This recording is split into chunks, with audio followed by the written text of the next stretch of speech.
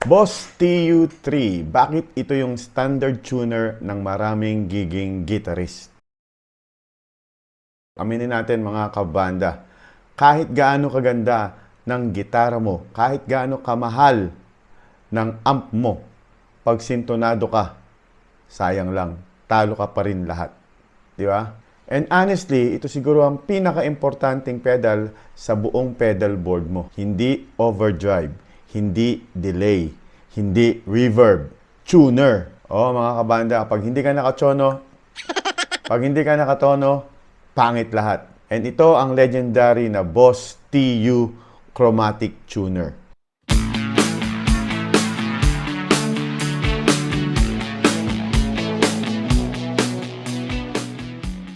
So for this video mga kabanda, ito ang ating i-review, okay? Bakit nga ba maraming giging musician ang meron neto?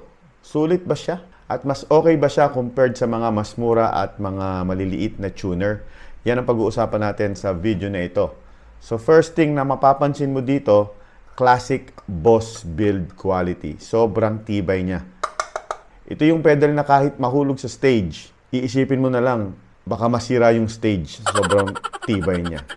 At yung design niya, simple lang. Consistent sa mga compact pedal ng Boss. Walang unnecessary features, walang complicated menus. Very Boss style. Okay?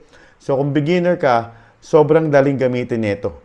Step 1, ipa-plug in mo lang dito sa input yung guitar, and then yung output naman papunta sa amp or sa next pedal sa chain. Step 2, tap the pedal. Pag inapakan mo na yung pedal, automatic mute agad yung signal mo. So sobrang useful nito sa live. Walang maririnig ang audience habang nagtotono ka. Diba? Step 3, yun na, magtotono ka na. So, pluck mo lang yung string mo, pa isa-isa. Pag nasa left yung needle, yung LED needle, pag nasa left, flat. Pag nasa right, sharp. So, pag nasa center, ibig sabihin, perfectly tuned ka na. So, honestly, kahit first time mong gumamit ng pedal tuner na to, magigets mo agad. Walang learning curve. Pindot, tune, gitna lang, green. Isa sa biggest strength ng TU3 ay yung display. So, 21 segment LED meter. Yun yung meter. Makikita mo, gagalaw-galaw yan dyan. Sobrang bright. Sobrang daling makita. Actually, kahit outdoor yung gigs mo, visible pa rin siya dahil may high brightness mode. Pag-usapan natin yung scent mode at yung stream mode sa display. So, yung scent mode, ito yung traditional tuner na display. So, ito yung pinag-usapan natin kanina. Scent mode, pluck, yung isang needle lang yung mag-i-indicate kung nakatono ka na. Yung stream mode, mas animated siya. So, parang may mga maraming display na gumagalaw. Mabilis pagka hindi nakatono. Bumabagal naman kapag nakatono ka na. Modes. So, pag-usapan natin yung mga modes nito. So, meron siyang chromatic mode.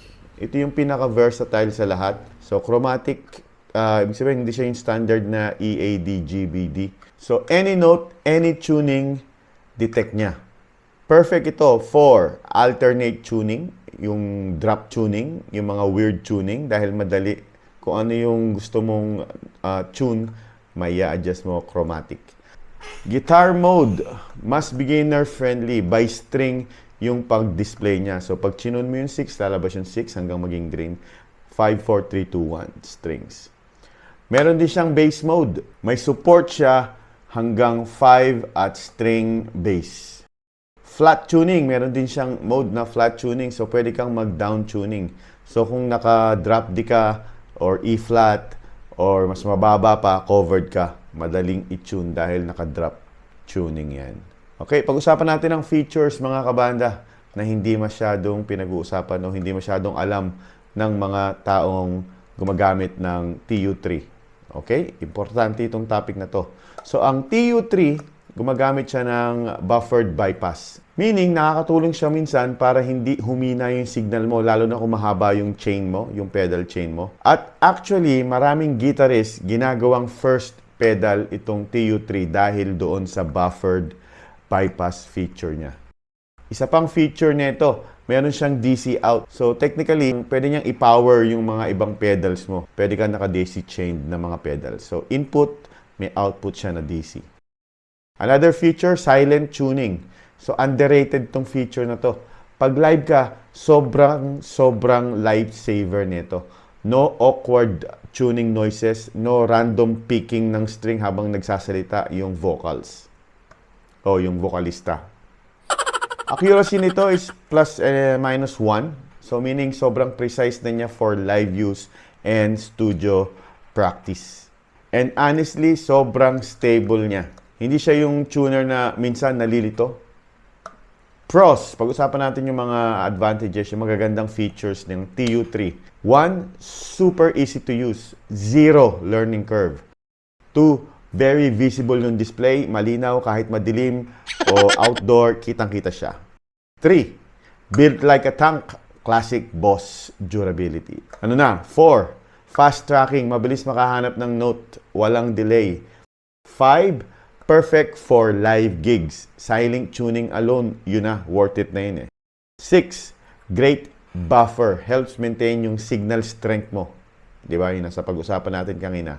At para naman sa cons ng TU3, number 1, hindi siya true bypass. Yung mga iba kasing tone purist, prefer nila talaga yung true bypass. Pero honestly, for most players, di naman siya masyadong issue. 2, bigger than mini tuners. So, compared sa mga mini pedals ngayon, malaki ang space na makukuha niyo sa pedal board mo. 3, wala siyang polyphonic tuning. So, unlike sa mga TC Polytone, hindi mo pwedeng i-strum lahat ng string. 1 by 1 string talaga ang pag-tune niya. Okay?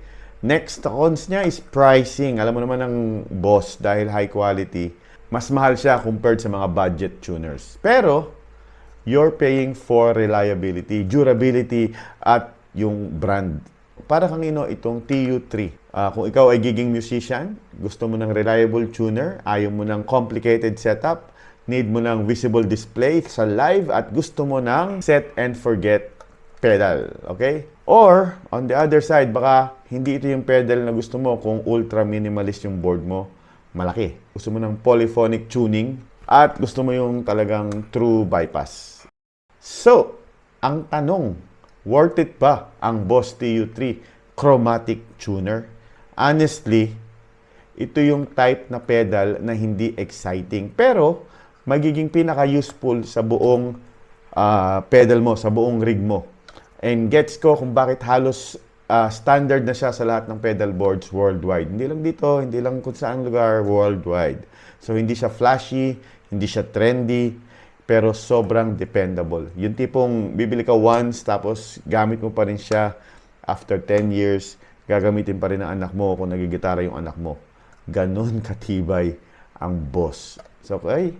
So, kung gumagamit kayo ng TU3, ilang years mo na ginagamit yan? Ilang years na sa'yo to kung meron ka nito? At ikaw, ano ang preferred nyo? Itong Boss TU3 or yung TC Polytune? Comment nyo naman sa baba para sa benefit ng mga naghahanap. At kung gusto nyo pa ng mga ganitong pedal reviews, mga demos, mga guitar content, subscribe ka lang and see you sa susunod na video. Init!